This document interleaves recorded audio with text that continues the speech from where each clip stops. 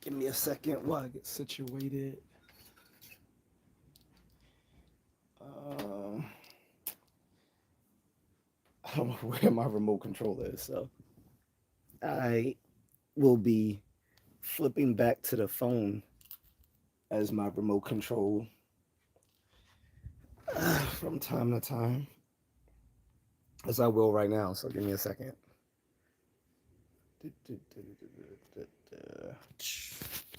See if let me see something.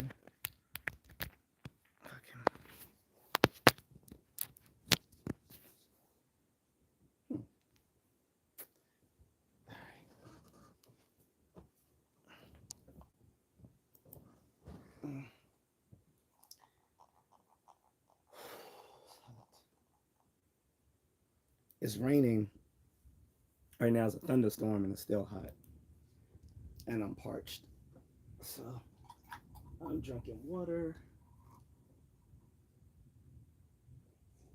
Mm. And I'm gonna put on the live stream on my computer so I can actually follow comments from there.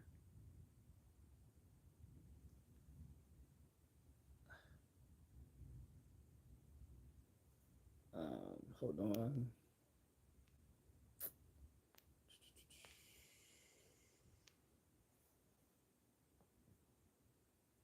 What's up, Carlton?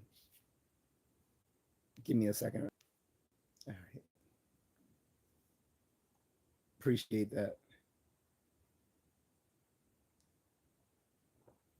I skipped a few days because by the time I was ready, it was like too late, and I didn't want to be on that late. So my bad on that. Um,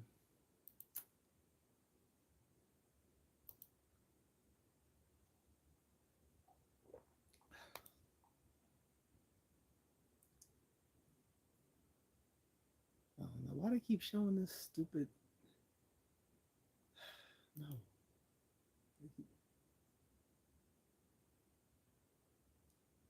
nothing much. Just got done with a run not that long ago. Okay, you. I forgot where you told me you live, but are you affected by it? You're not living somewhere that's affected by all the smoke coming from the Canadian wildfires, right? Agatha mentioned that like 4 days ago, and I was like, I haven't really heard too much about it, but now I am. Like, it got bad, really bad here. Like, I think it was like yesterday or the other day. Like, because it's early in the morning, it's not that bad for me. But by midday, you got the trifecta of things just making it completely miserable. So you have the heat, you have the heat obviously, and then you have this East Coast humidity, but then you also have the smoke coming from the Canadian wildfires. Like, it's covering everything from Maine all the way down here to like North Virginia. I'm in Baltimore, so even people in DC and North Virginia are being affected by the smoke so badly that some people are wearing masks. And I keep a mask in my pocket anyway. Ever since the pandemic, I just keep a mask in my pocket because even until 2022 and early 2023, some stores were still requiring people to put on masks. Oh yeah, Memphis. Okay, yeah. So it shouldn't be affecting you then. But yeah, the East Coast is going through it. Like I said, we got the scorching heat, the humidity. I don't know if Memphis gets humidity like that, but then like I said, we got all the smoke coming from the Canadian wildfires, and so now Trump is. Let me adjust this. Okay, and so now Trump is considering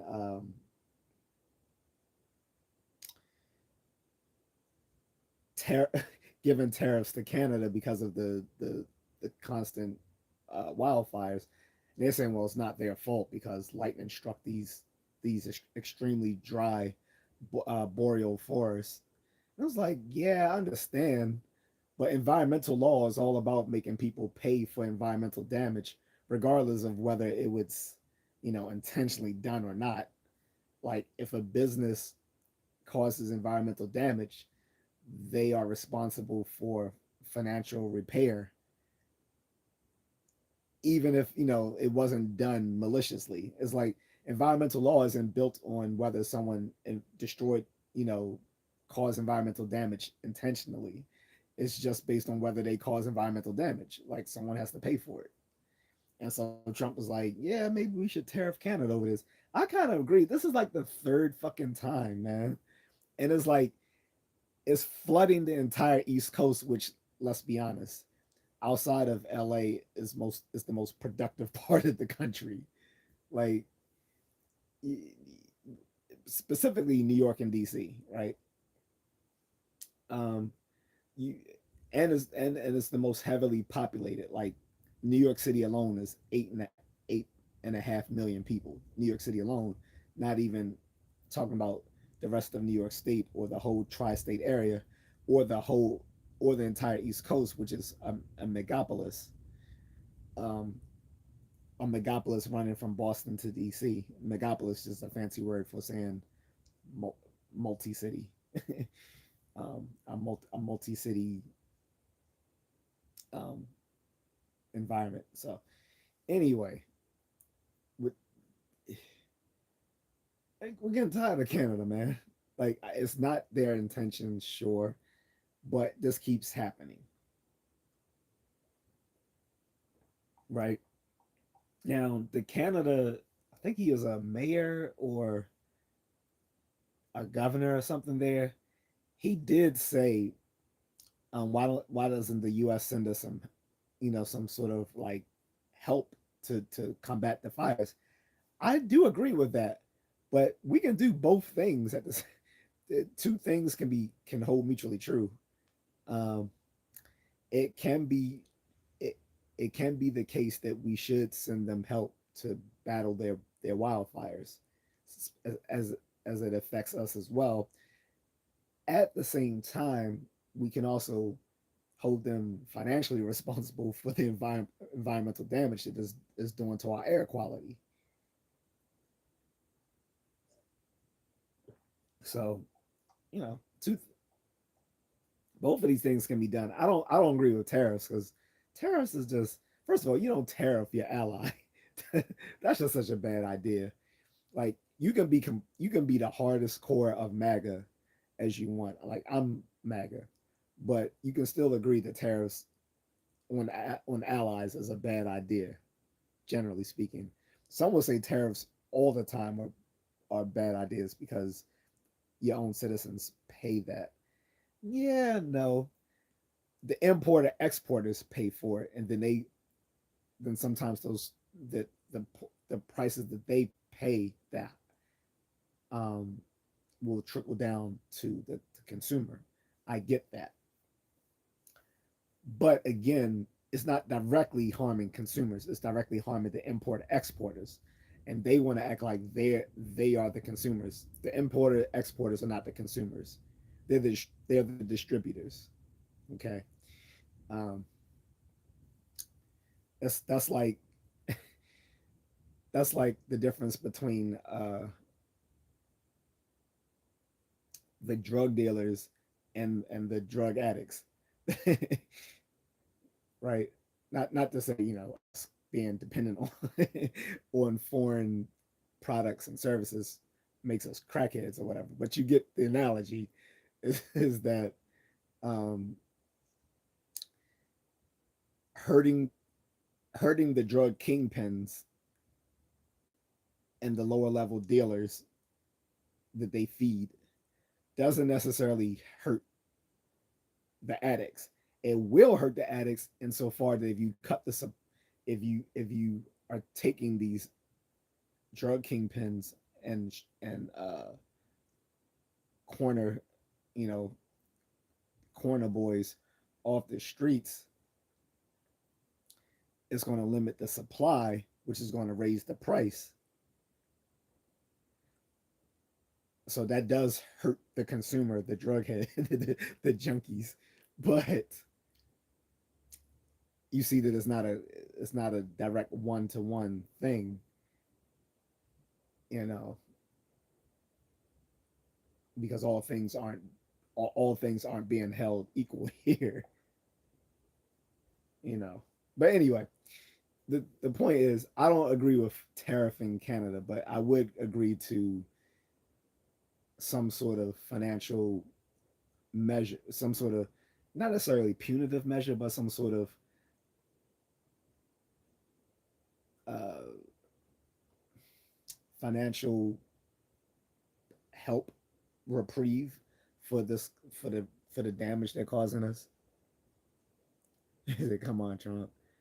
So yeah, we're the home of humidity. Oh really? I didn't know Tennessee was humid like that. Because I'm trying to think of like because I think of like Tennessee being landlocked, so I'm not thinking where is there a water source causing the humidity around there, but I could be wrong. Because you guys aren't next to a Great Lake, I don't think. But there's a river. Okay, yeah. So there's a river that runs through there. Okay, that feeds. I think it feeds the what? Not the Missouri River. I know all of it ultimately feeds the Mississippi River. I know that, but I don't know the specific part that runs through Tennessee. But anyway, is it? Is it the smoke from the wildfires? I no joke. I remember the California, Canada wildfires from a couple of years ago. Yeah, I remember that bad one in Canada. Is right when I mean, not California. It was the first time I went to California, and you could still see the burn marks on the freeway. And the Uber, my Uber driver was showing me. He's like, yeah. He said this is where the fires were raging that you guys saw on the news. I was like, damn, yeah. I was because you could still see the burn marks. You could see where the ground was scorched on the sides of the road. He was saying it was so bad because the you know traffic is so congested on the LA freeway that people were literally driving through the fire because to because to get to that location in that direction, the only other way is to go completely around the other way around the city. So he said people would rather risk driving through a goddamn fire than driving, around the city, which might take another, I guess, 45 minutes to an hour or something like that. I was like, damn. I'm sorry, I'm not that hardcore. I'm not literally driving through a fire in a combustible engine vehicle in a combustible engine vehicle just to get to work on time. I'm sorry. We I'm just gonna have to get up an hour earlier and drive up in the other direction. In no way, in no way am I risking driving my combustible engine vehicle through a fire. That's no. I'm not that hardcore. I'm hardcore about a lot of things, but not that. And if I was in an Uber or Lyft that decided to drive through a goddamn fire instead of rerouting, I'd be like, oh no, I ain't paying for this ride. No, that's crazy.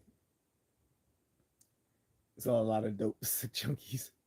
So Memphis is on the Mississippi River. I figured that because I'm trying to picture where Memphis is like physically, and I was like, I know the Mississippi River runs, its course down that way, but I didn't know if it was a specific part like the Missouri River, because the Missouri River is like it's almost like a sub.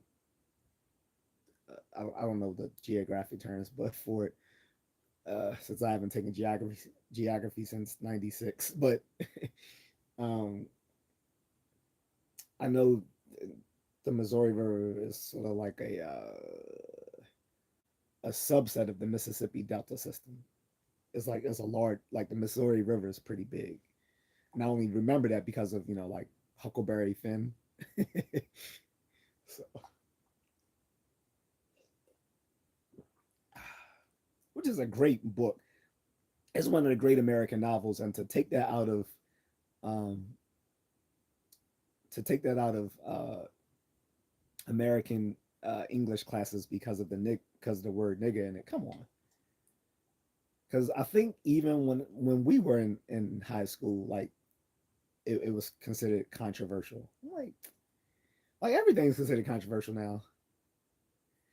Like if something has slaves in its yet like so they'll take out books that include slavery or uses the word nigger, but they'll let them read books where they talk about men being women and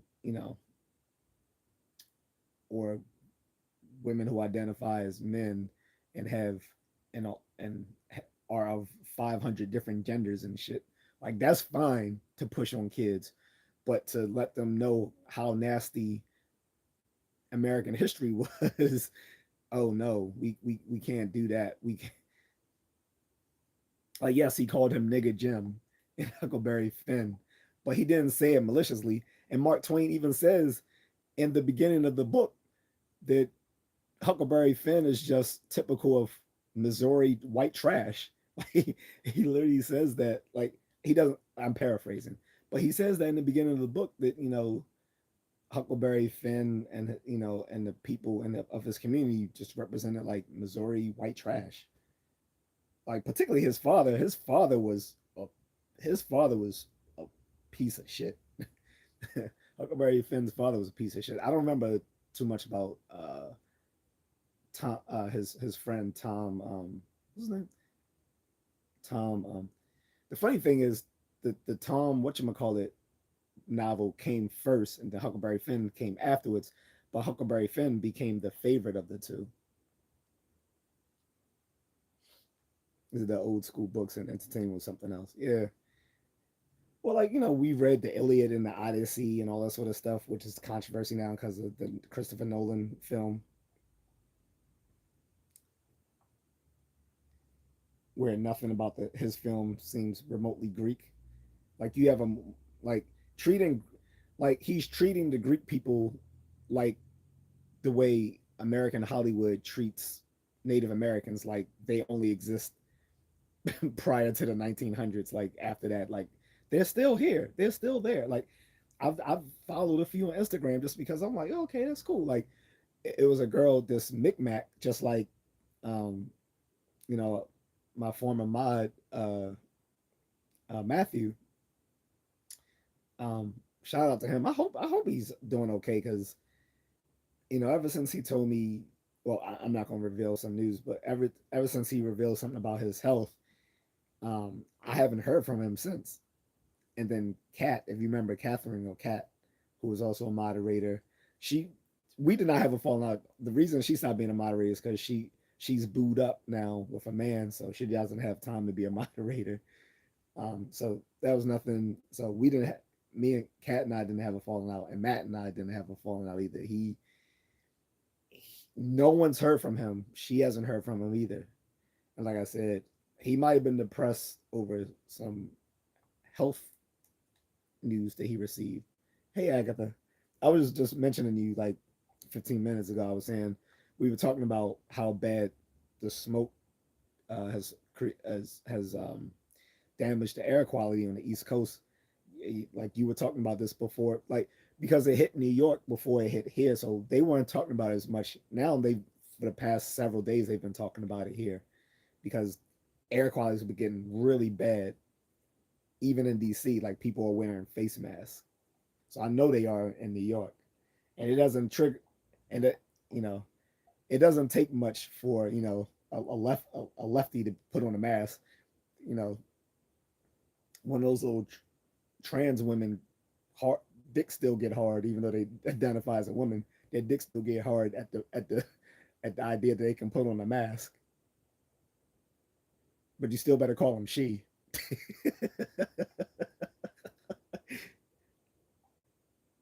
Or they rather. They dick is hard. He's not.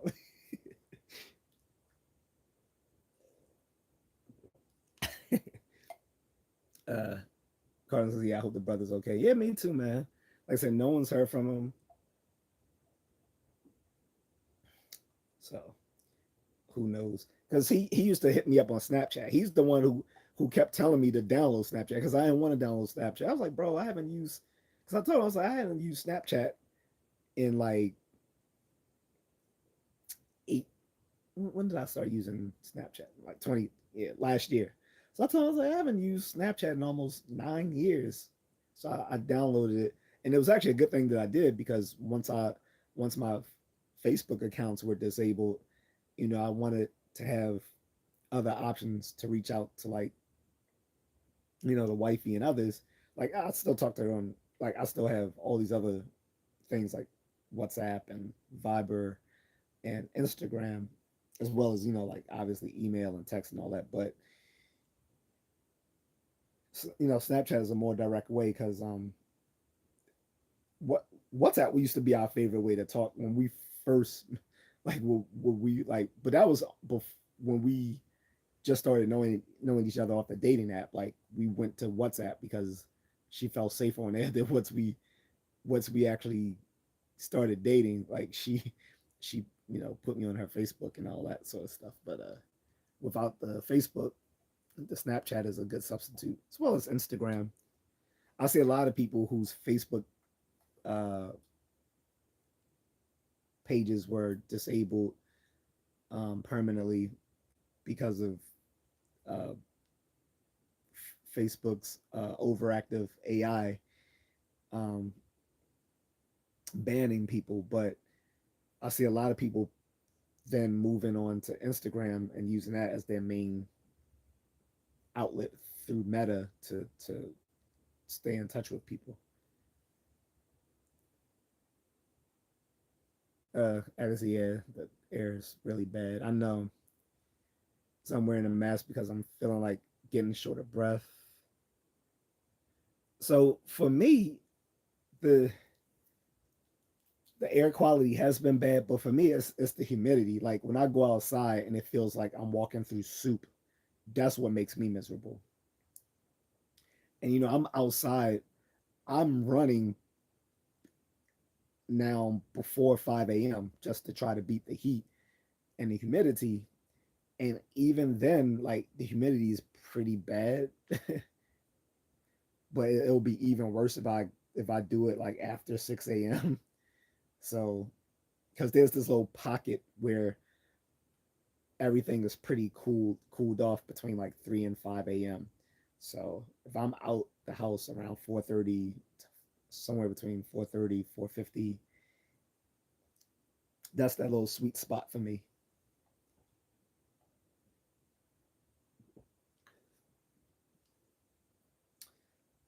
But yeah, the latest I've ran in the past 4 weeks was like 5:01 a.m.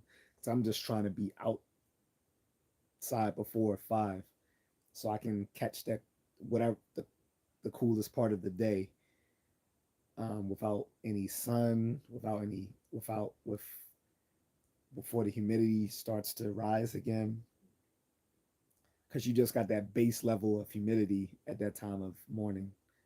So, anywho, back to what I was saying. So I followed a native chick on Instagram who's Micmac.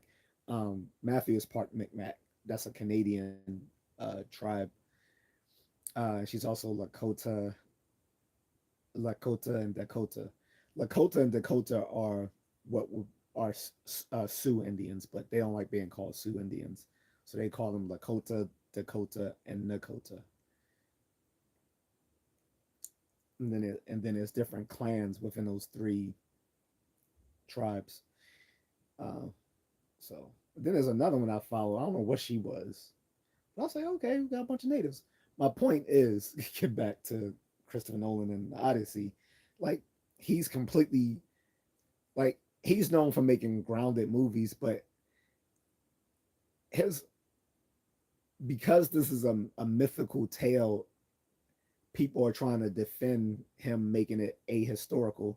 And I'm like, myths are grounded in historical, what partly what makes something a mythical tale from just other genres of fiction, because people keep saying, well, this is just myth, this is historical, this isn't historical, this is just fiction. And I'm like, yeah, but see, there's different genres of fiction. Mythical tales are grounded within a geographical and a historical period. That's why people are so happy On the other hand, that Moana is so grounded in actual Pacific Islander culture. So they celebrate that being grounded in actual Pacific Islander culture, but then don't extend that same line of reasoning to the Odyssey, which is actually like a 2,000 year old tale on which a lot of Western culture and literature is based off, from Homer's Iliad and the Odyssey. Like these two epic poems are are the are sort of the cornerstone of one of of the ancient Greek religions. Like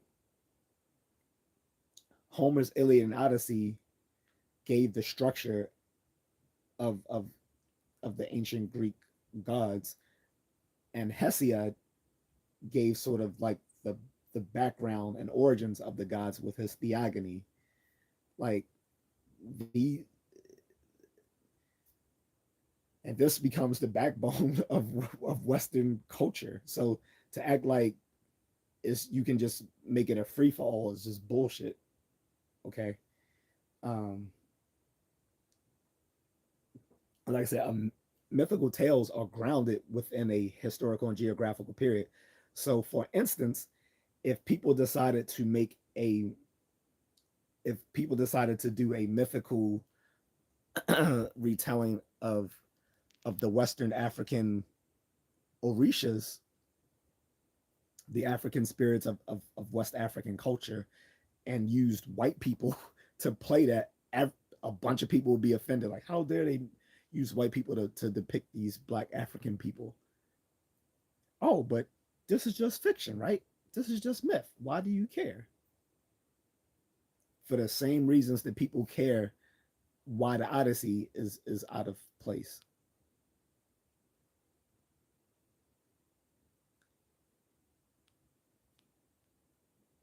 They're struggling with the simple and the humidity. Oh, with the smoke and humidity, sorry. So early morning is the best for running in these conditions. It really is. Plus, it's just it's just a great way to start your day as well. So Nolan didn't cast any Greeks in the movie. Yeah, there's not one. He didn't. Not only did he did not use Greeks, he didn't even use Mediterranean people because Mediterranean people can at least look Greek. Like Matt Damon, come on. He made Helen of Troy played by Lupita Nyong'o, and people are saying, "Oh, it's just racist that people don't want her to play her." No, she doesn't. Helen of Troy has a physical description in the Iliad, and she makes only a minor appearance in the Odyssey. So I don't know why she's even, well, whatever. I guess they wanted to give her more of a role in the movie. I'm not going to watch it, so I don't know. Um, but she only has a minor appearance in the Odyssey. Um, but she's more prevalent in the Iliad, the book prior to the Odyssey. But she's described because people are saying, well, she wouldn't be white either because Troy would have been in modern day Turkey. Yes, Troy was in modern day Turkey. However, she was still described as of having fair white skin and blonde hair. So she wouldn't have looked like the typical Turkish woman. Instead, she would have looked like what the Greeks like. She'd have looked more like a she basically would look more like a fair skinned Greek woman. And because Greek people can look olive skinned as well, can have that olive complexion. But she wasn't described, as far as I remember in the Iliad, as of being olive complexion. So even though that would have been um, on par for someone in ancient Troy, which would have been in modern day Turkey, that's not how she was described as a typical Mediterranean woman. She was described as basically of being white skinned and blonde hair. If anything, that's probably what sets her apart from the other people in her in her in her city state. It's because she's described as the most beautiful woman in the world, the face that launched 1,000 ships, which kind of makes sense. Like she doesn't look like all the other people around her. She's fair skinned and blonde.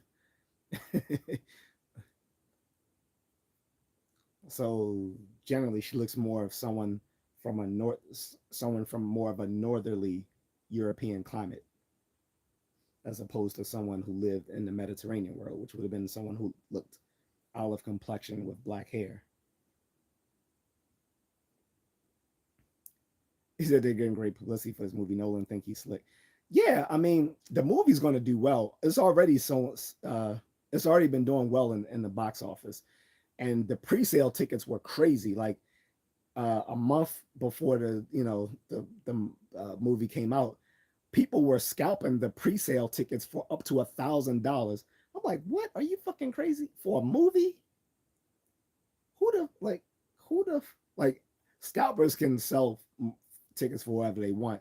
My question is, one, who is dumb enough to buy a ticket for $1,000, a pre-sale ticket? Two, even if you can't see it on opening day, you can always like, damn charger.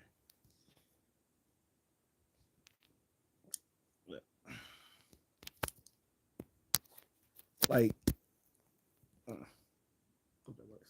Yeah, so even if even if you can't make it opening day, you don't have to buy $1,000 movie ticket. You can go see it the next, one of the next following days or the next week. Like if you are that hard up to see a Christopher Nolan movie on the opening day that you'll pay $1,000, then salute to you for having that sort of money to waste. I wouldn't do it even if I did have the money to waste. I'm not burning $1,000 on a movie ticket. I don't care who's in the movie. It could be Mark Hamill back in his pristine glory from 1983 playing Luke Skywalker. George Lucas came back to direct it, and Carrie Fisher came back to life and is like hot. She's like 20, 23 years old. All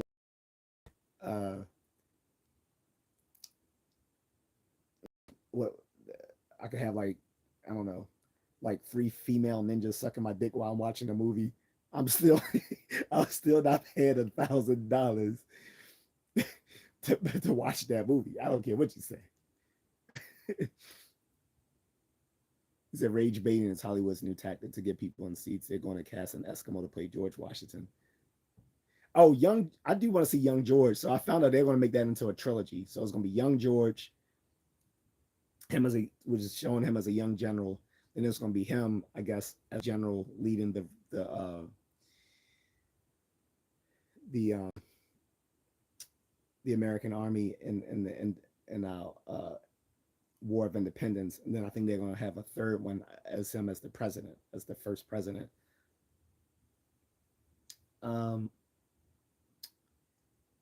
but anyway, so yeah, so if people saying it's just a mythical tale that is, and then saying it's just fiction doesn't matter. Yes, it is because myths. First of all, one person's myth is another person's religion. Two, you pissed off the entire nation of Greece by basically writing them out of their own story, uh, and basically shitting on their culture by saying, you know, Greeks aren't even white people, and they saying a whole bunch of dumb shit. Uh, and then like the things in the movie are ahistorical. Like the ship they're in doesn't represent what a ship like that would have looked like. Fine, that's not a big deal. It's all the it's all these minor things coming together. It's like a death of 1,000 cuts. Like there's the Helen of Troy thing. Then it's Elliot Page. And I'm not gonna call her he. I'll use Elliot's legal name, Elliot, but I'm not referring to a woman as he. I'm not. I'm not playing that game. That's the game I would have played 10 years ago when I was still a progressive and I felt compelled to respect things that I didn't really believe for the sake of political alignment. I don't do that bullshit. I don't play that bullshit anymore. Elliot is a female who cut off her titties and thinks she's a man. It's like and it's like what 105 pounds soaking wet. She plays so she doesn't she's not playing um what's the name? Everyone was scared that she was gonna play uh what's his name? Um, the hero of the Iliad. So she's not playing him. She's basically playing, but she is still playing uh, one of the soldiers of Odysseus. She plays his, I believe, cousin or something like that. A very minor character, but it just looks goofy. Like she looks like a girl cosplaying as a man. So you got those two things. You got the again the boat, this ahistorical Achilles. Yeah, it was Achilles. Yeah, so she's not playing Achilles. She's playing a minor character who was, I think, a cousin and soldier of Odysseus. But then you have these. Then I guess you have him fighting these monsters or whatever who are in this. They're put in this suit of armor from the Middle Ages. I was like, why are they cast in medieval armor in ancient Greece? So there's that. Then there's them speaking in colloquial modern day English. Like, yes, I the reason because a lot of people make fun of the fact, well, yeah, people in the ancient world didn't speak British English. We know that the reason why a lot of um,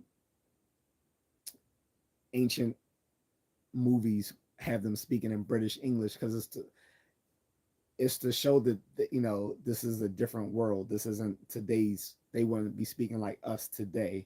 So having someone saying your daddy ain't coming back here to save you to the son of Odysseus, it's just weird. Like your daddy ain't coming back to save you. What? Like so they're speaking like they're speaking like they're in modern day L.A. This was the same problem with the Willow TV show and with the Willow Disney Plus series. That series did so bad that they pulled it to save to save on to basically save on expenses from keeping the show running on Disney Plus. They actually pulled the entire series off the platform. So if people actually did like this show, which I didn't, I love Willow. Willow has a very niche fan base, and to piss them off and ruin it, like that was just crazy. So the actor who played him for his part did well, but the show was so cringe. And like I said, you had people who were supposed to be in this mythical medieval period, like Willow is a high fantasy. High fantasy means like it's in a different world than our own. Whereas low fantasy is a type of fiction that's grounded in our actual world. So Willow is a high fantasy, but it's still mirrored on medieval Europe, typically like England or somewhere like that. And and to have them speaking in like Californian English, it was just weird.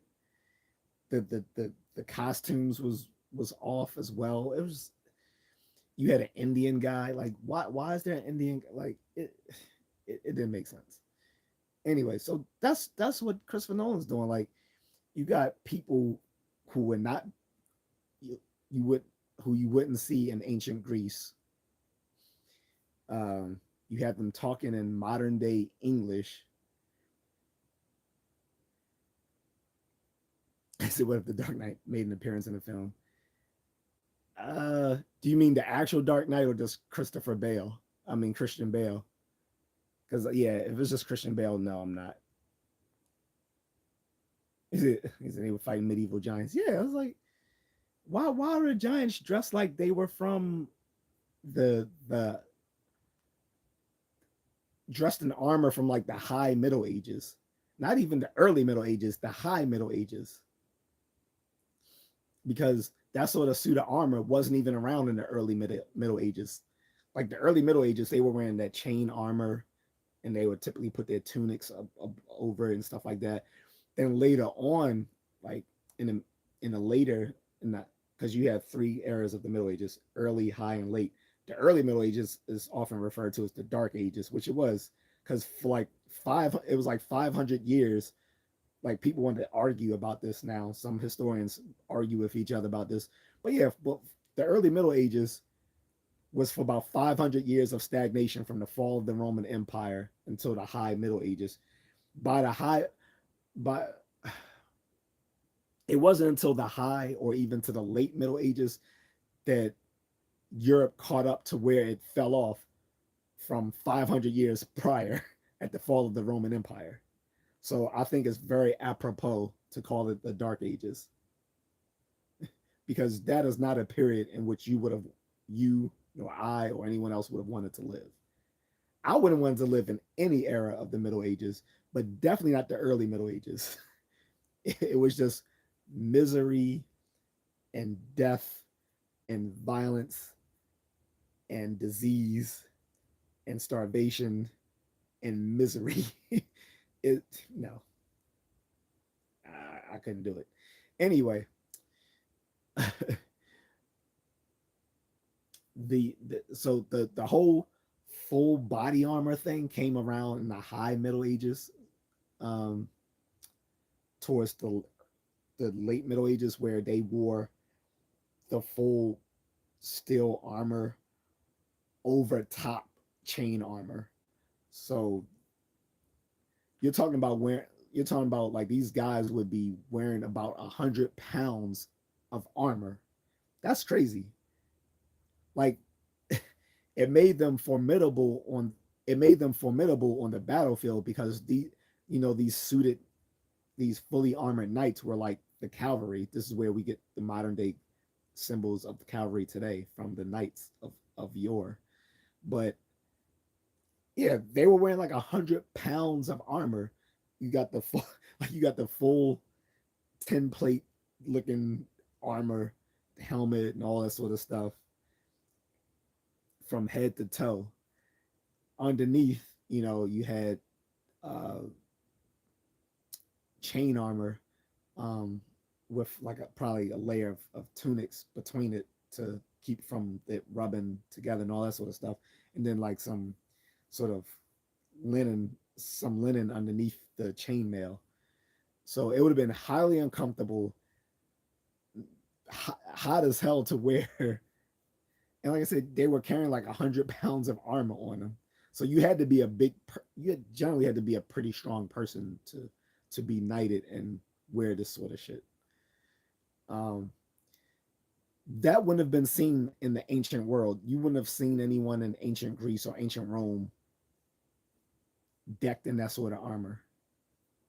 Okay, so it immediately stands out in the movie, although most people are historically illiterate, so it may not pop out to some people that that sort of body armor wouldn't have been around in ancient Greece. But there's that. Um, then there's the fact that he took a lot of translation of the Odyssey from a modern day translation by a by this feminist author who wanted to put more emphasis on the female characters. And then you have the actors themselves going around saying stupid shit, specifically Lupita Nyong'o talking about what she would say to Homer if she could meet him, like saying why why isn't there more female representation in his books? Like what the fuck are you talking about? Like there's like 10 prominent female characters in the Odyssey. Some of them good, but most of them bad guys. But most of the people in the story are bad guys, so that's not that's not really a slight on the women. But there's like at least 10 prominent female characters in the Odyssey, so it's obviously that this bitch who has a master in fine arts didn't read the Odyssey. And I'm like, I read it in the 10th grade. We had to read it in 10th grade for my you know for my honors English class. But this bitch has a whole master's in fine arts and doesn't know the tale of the Odyssey. And gonna sit there and say in a hypothetical conversation with Homer, she will lecture him on why is there a lack of female representation in his poem when there's like multiple prominent female characters in that poem, which anyone who read that shit back in high school would have known. Even if they didn't remember all the characters, because it might be like 10, 20, 30 years since you went to high school and read that, you still would have probably think you probably would have it still would at least dawned on you if you passed your English class, like no, I remember there being a lot of female characters in it. Like most people, if anything, they remember his wife Penelope, right? They remember um they remember Penelope, usually his wife, the person he's trying to get back to for 20 years, because he spent 10 years fighting the war against Troy and took another 10 years to get back from the war to her, because the gods, particularly like Poseidon and all of them, were trying to, you know, keep him from getting back home to Ithaca. But you had his wife, Queen Penelope. You had the sirens. Those are one of the most famous female characters from the books who stand out in modern day culture. The sirens. Then also people might remember Cersei, but if anything, people probably remember at least Penelope and the sirens, because the sirens have become pretty famous in Western literature. But there's many, but those are just a few of the female characters. There's a lot of female characters in the Odyssey. So Lupita Nyong'o with her master's in fine art, I think she needs to get a refund on that fucking degree. Dumb bitch.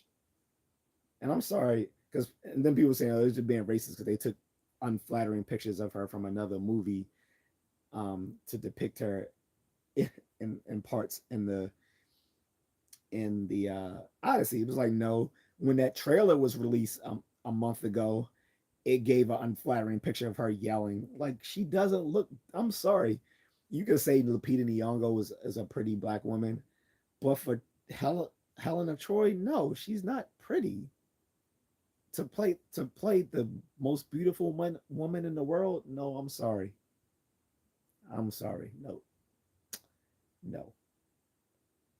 It's not because she's black necessarily. The My problem with her being black is that I don't like when people race swap uh, characters who have a known like physical description in a fictional tale, because it, it messes things up. It's just like it's just like with the new Harry Potter uh, series that's going to be on HBO Max. Snape is now black. He is described in the Harry Potter books from the very first book um, as being pale, sickly, pale white. Like that is a part of his physical description and his character, and he's known as being a sickly, pale white character. And this is one of the reasons he was teased as a kid, and he was such a miserable ass fuck of a professor as an adult, was because he was ostracized for how he looked and behaved as a kid. So now you're going to make him black when part of his identity was his whiteness. It's the same thing with Helena Troy. Is like she was known as being very fair skinned and blonde in a world of Mediterranean people where most people were olive complexion with black hair. So yeah. And then my my smoke is mostly for the people trying to defend this movie because again they're trying to say, well, this is just myth. First of all, when you look at things like ethos, mythos, logos, the logos follows from the mythos. The mythos is the mythos is what the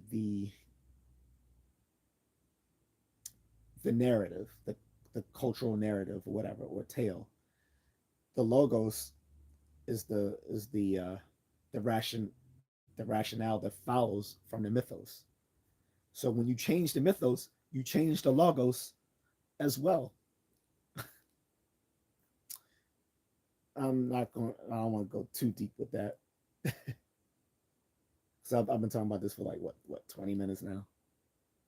But yeah, I just had to axe the grind about that shit. It's in actually Batman. That well, that would have definitely fucked up the Odyssey. I wouldn't have gone to see that unless it was a parody, like a National Lampoon's parody, like they were making fun of it. That would be hilarious. Let me look at this on my desktop screen so I can stop fiddling with the phone. Let's see something. I'll just look at it from my desktop screen.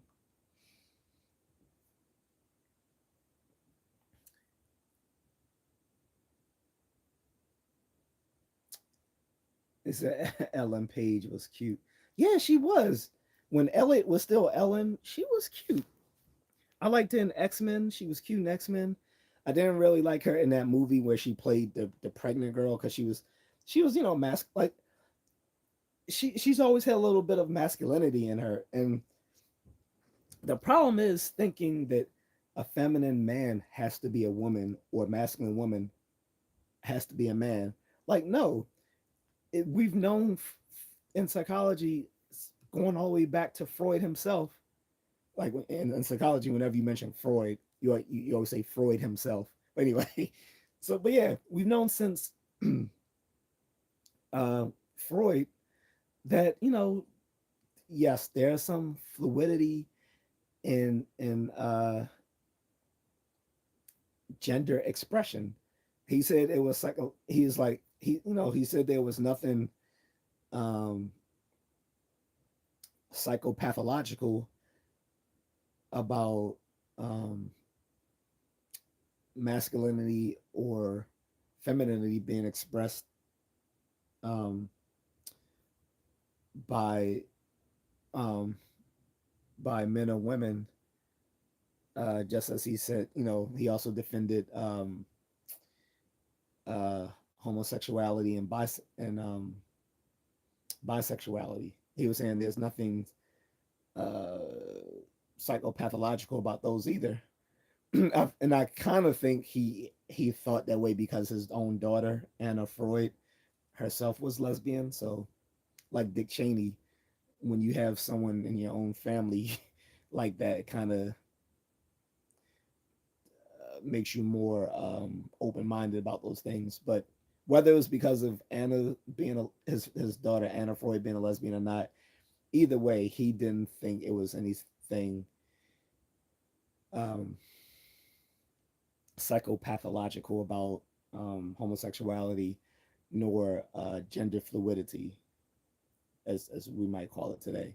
But he didn't. But he never spoke on transgenderism because that as a concept didn't exist in his time, which is the Victorian, which is and you gotta even think like for him to even talk this way during the Victorian era would have made him uh very left wing for his time, even though in today's age he would probably be considered like pretty staunchly conservative, but in his time he was rather open minded. Like he decided like just the way he treated mentally ill people was pretty progressive for his era, whereas most of them were just thrown in psychiatric hospitals and not taken very seriously, and sometimes and often maltreated. I mean, mistreated. Um, he thought, he wanted to be more, hum- give them humane treatment, um, allow them to openly express their thoughts and beliefs and desires in a controlled environment where he could analyze them. Um, but yeah, it's like with with uh, with transgender ideology, for them, um, they don't recognize the irony is that they don't recognize that gender fluidity. They latch onto they latch onto gender stereotypes. So if you're a woman who expresses masculinity, that means in their understanding that you are you're not in the right body. You're really supposed to be a man. Vice versa for a feminine man, you can't simply just be a gay a gay man. No, if you're feminine, then you are really in the wrong body. You're supposed to be a woman. Like transgenderism, ironically, is is is promoting like gender stereotypes, even though they think they're the ones who are more open minded. And Ellen Page, yeah, she was a little bit masculine sometimes, but she was a pretty girl. And what should have been more about her being sexually abused in Hollywood should have been something that she dealt with instead of going from that to I feel more comfortable as a man. Like when you look at her now, she looks miserable. Like at her age, she looks worn out. Like she looks like she could be my age, and she's still in her 30s.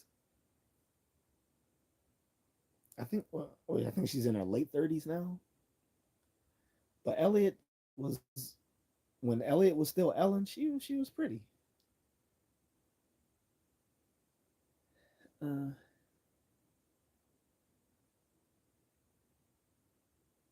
is I wouldn't be surprised if someone uses a cell phone in the Odyssey. Man, I wouldn't put it past them. Remember those Game of Thrones those screenshots of Game of Thrones when they saw like a Starbucks cup in the show and stuff like that. Like I don't know, you never know. They'll and they to and you know and then let's not forget that he made Travis Scott the Bard because he thought that hip hop is the music of of the of our culture today. So that's why he wanted to make Travis Scott the Bard because he represents what the music of the culture today would be for them or some bullshit like that. So he made Travis Scott the Bard. Like what? What? How does that make what? How does that make sense? But yeah, I wouldn't be surprised. Like by Christopher Nolan's logic, he was like, well, we want to use some ancient form of technology that they would have used back then. But in our culture, it would have been cell phones. So let's just use cell phones, not of today, but of a previous period. So they're gonna only be on the chirp. Yo, this is yeah, this is me. When you getting home, yeah, we're still on the other side of uh, the Red Sea, so we'll see. All right, well, I'm holding it down, but there's a lot of these guys trying to get at me. Tell them back off. You're mine. Where you at? Yeah, I mean, he might as well at this point. Fuck.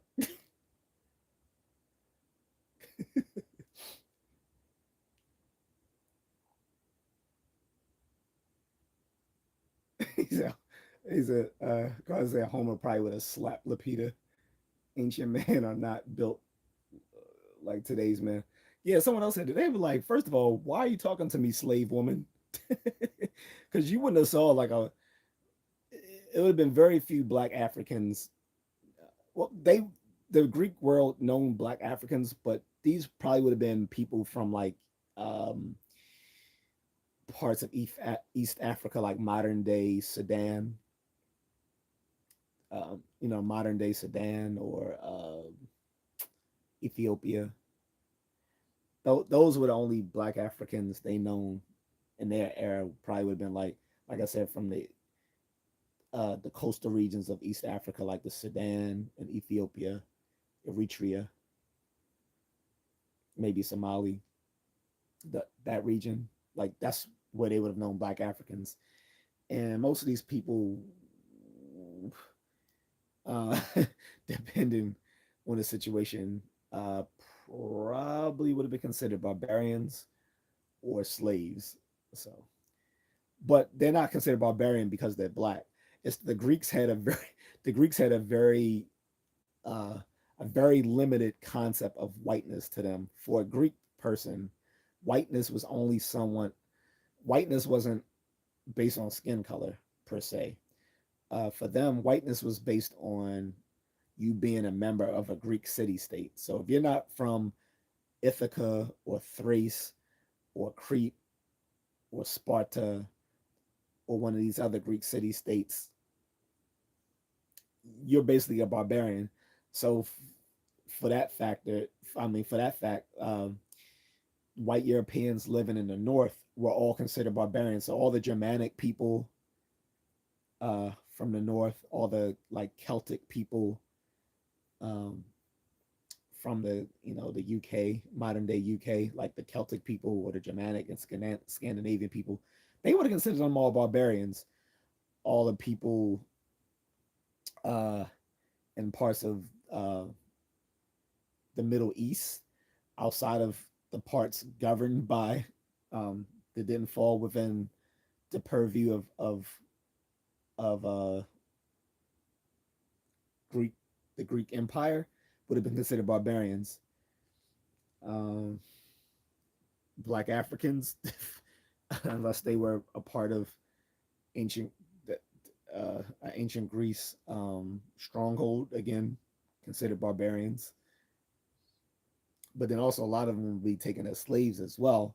So yeah, he'd be like, "Who is the slave woman talking to me about my writings? Like she should have an opinion on such things. Like how do you even know like how do you even reading?" It's a lot of people that transition have regrets. Yeah, so there's some people who detransition. The problem is even with the people who detransition, like if they've already made if they've already performed like uh gender uh like the so-called gender affirming surgery and stuff like that or treatments, it can be permanent, which again speaks to why people saying gender is just a social construct is such bullshit, because you should you shouldn't need biomedical treatments to alter to alter something that's just a matter of social construct. They're trying to have their you know they're trying to eat their cake and have it too, which by the way is the proper use of that idiom. Everyone gets it wrong. They always say you can't have your cake and eat it too. Well, obviously you can have your cake and eat it too. Like that's what you do.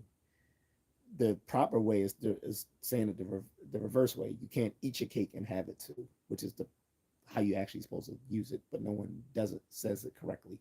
Anyway, off of that pedantic note, um, yeah, like they want to say gender is such a social construct, but then they will equivocate gender with biological sex, and then um, get into a huff and puff when you call out the fact that they're equivocating the term gender for biological sex when it's convenient for them, even though they would say it's just a social construct. Sure, so sure, if it's just a social construct, then yeah, a person can call themselves whatever they want.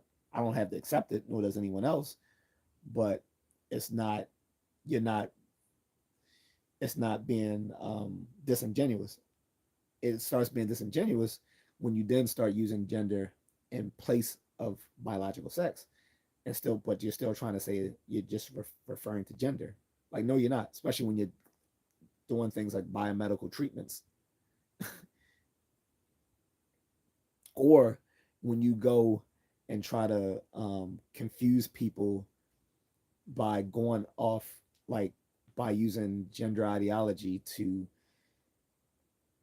fuck with biological research on sexual biology, because you can find a few radical left biologists who accept gender ideology, and you, so you would cherry pick those very few biologists that agree with gender ideology and pretend that this is mainstream biological facts when it's not. These are a few maverick biologists who accept gender ideology, when the majority no have established what bio you know what defines um, biological sex in humans for over 100 years, which is gamete size. It's not the chromosomes. It's not secondary sexual features. You know, it's not genitalia, because when the average person who doesn't know anything about um, scientific biology discusses this, they will usually even mention the genitalia. They'll mention like the chromosomes. They'll mention like the secondary sexual features, or stuff like that. And people trained in gender ideology have these talking points to counter all of that stuff. So then you just hit them with the facts, like, no, biological sex is defined by the size of the gametes. Large gamete is female, small gamete is male. On top of that, this shows that biological sex is binary and fixed.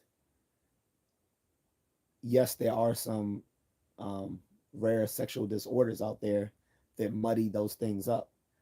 However, we don't define anything, especially in science, by statistical rarities. That's not how you define things, because it doesn't make sense. Like, if you flip a coin, probability theory says it's going to either be heads or tails. However, there is a rare statistical occurrence where it won't be heads or tails. It's going to land on the edge. But because that's such a rare statistical outcome, no one says head, tails, or edge. It's just heads or tails. Same thing with biological sex, male or female. It's binary and fixed. Yes, there are some rare sexual disorders where a person may not fit either category, but again, we don't define biological sex by a statistical rare condition. Anyway, all that is to say, I think the Odyssey is going to suck. I think Nolan has been missing the mark lately with his last few movies. Tenet was a stupid movie as well. Didn't even want to. I didn't even bother to go see it because it came out during the pandemic back in what 2021. Instead, I went to go see Empire Strikes Back, and no, it was a 2020. I think it was 2020, 2021. Either way, Tenet was out and Empire Strikes Back briefly made a reappearance in a movie. So I went to go see Empire Strikes Back. I didn't want to fuck with Tenet. It was a weird movie. Now Oppenheimer was a good movie. That was good. Oppenheimer was good. Um, that World War II movie he did, that was good. But Tenet was whack. No, Odyssey is whack. He's losing his touch. But some people go to his movies sheerly by sheer virtue of his name recognition. Because so many people have so much love for him for the Dark Knight trilogy or for other movies, like his very first one. I think that was the first movie, Memento. I actually watched that last year on Tubi. That was actually a good film. But but you know, he knocked it out of the park with his first couple of movies, and because of that alone, his name recognition drives people to the movies. And again, the Odyssey is going to do well, but commercial success and critical success are different, and that doesn't mean that you know just because the movie does well that it will be well received. It is being well received by certain people, but again, these are all people who are of a certain political ilk. Anyway,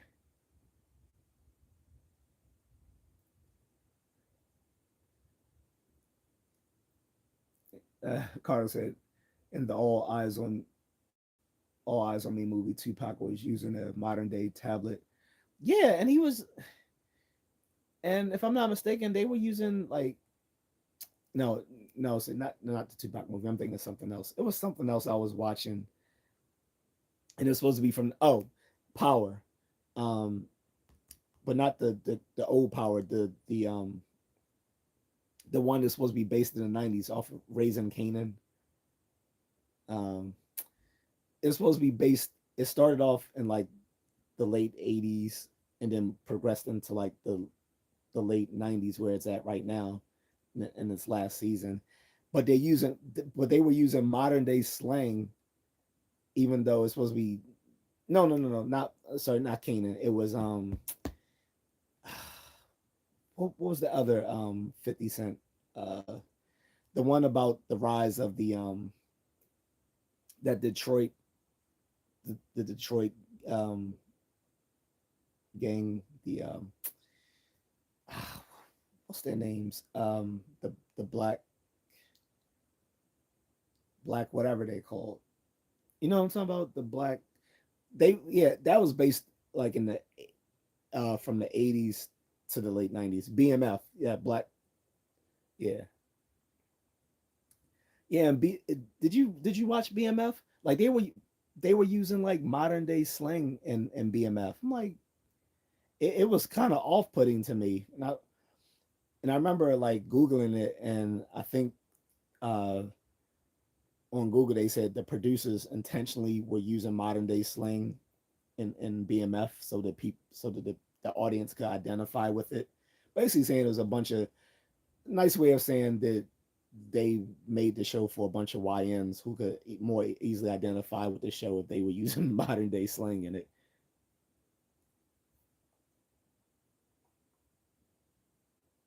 But yeah, BMF that was off putting seeing a show about the '80s and early '90s and the characters were using modern day slang. I haven't seen All Eyes on Me in a while, but I didn't remember him. Did he really have a tablet? Or you just joking? Like I don't remember him using a tablet. Maybe he had a maybe he had a black what was he calling the black um Blackberry. But even then, no, even when he died, Blackberry wasn't because he died. I mean, he died in '96. Blackberries weren't really a thing in '96, were they? I don't remember Blackberries being a thing in '96. There were no Blackberries. There were no um whatchamacallums. But the closest thing to like a mini tablet back then would have been like a BlackBerry phone. And I don't even think the BlackBerry phones were around in '95, '96. That was more like late '90s, early 2000s. Like the BlackBerry was the thing before. The BlackBerry was the thing that every little phone snob had to have before the iPhone. Now every phone snob has to have an iPhone, but before every phone snob had to have a BlackBerry.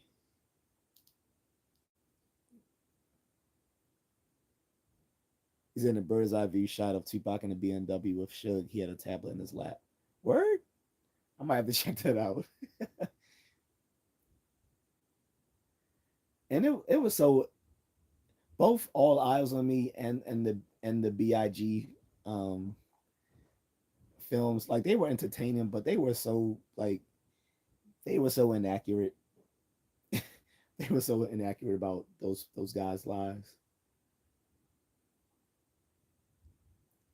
In the '80s Mortal Kombat movie when Johnny Cage fought Scorpion, there was a car driving in the background. I wouldn't have been a bit surprised. That was a pretty low budget film. But but the first film back in '95, it was at least it was entertaining. The second one is really, really, really bad. I didn't even bother. I'm glad I didn't go see the second one in the movies because that one was really bad. But the first one, you got a bit. When we were still kids when the first one came out in '95. All of us was hyped when the movie came out because as soon as the movie started, the music the music started started blaring. Mortal Kombat. Dun it, dun it, dun it, dun it, dun it, dun it, dun it. Yo, we were all like, ooh, yeah, like all of us in the movies is like '95. We were like all like kids. We were like, oh, that's the shit. And then when Reptile appeared, he's like, Reptile. We was like, oh shit! Like we didn't think because we thought it was just gonna be the first generation of characters in the from the video game. So when they introduced Reptile, I was like, oh, like remember everyone got hyped, but it was like Reptile. Yo, the first movie was definitely fire, definitely. Um, but yeah, um, debating if I want to get some food. I mean, from downstairs, I'm not going outside. It's a thunderstorm. That's because I was gonna go to the mall earlier, but I was gonna walk because the mall is that close. I can just literally walk up to it. I was like, nah. So I waited. I should have went earlier before it was like storming. Is it when Shang Tsung introduced Scorpion and Sub Zero? That was fire. Yep. Yeah. The newest one, the sequel to the new the sequel to the new franchise is good. Like the first movie was okay, but really the only part of the first movie we liked was the intro showing Scorpion before he became Scorpion, played by the legendary actor. I forgot that guy's name in Japan, but he plays like every badass character who's like a samurai. He even played in the new in the reboot of the Shogun series. But it was released on FX, FX and Hulu. Um, Whereas the original one was I think on NBC back in the '80s, and I remember seeing it, not the whole miniseries, but I remember watching some of it as a kid. The original one, the reboot is definitely better. Plus, it was more historically grounded than the original, and it was a good it was a good show to it was a good series to reboot because it was like 40 years old, and it's based off of a even older novel by James Clavell, I think. Uh, so yeah. Oh, by the way, a little spicy noodle Hello Kitty.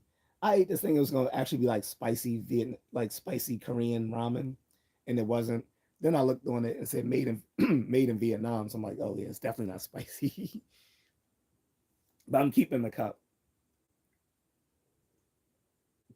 Probably just gonna put like throw some things in it.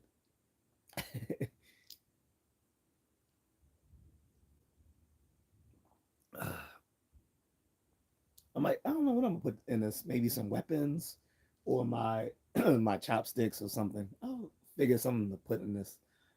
But I wanted to keep it because I like it. But I was definitely disappointed it wasn't actually spicy. I'm like, that's spicy? I'm like, that's not spicy.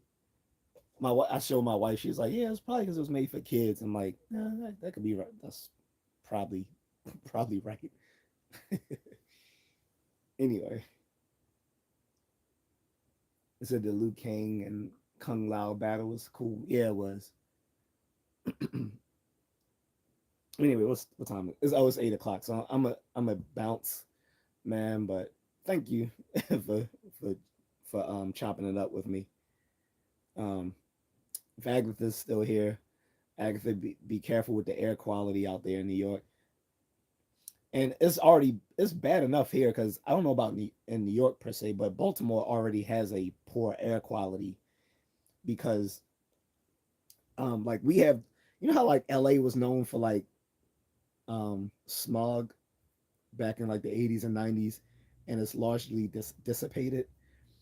A lot of people don't know that Baltimore is known for smog as well, but the smog isn't produced here in Baltimore. The smog is actually produced in the Midwest, and it settles in this little pocket in the Baltimore area.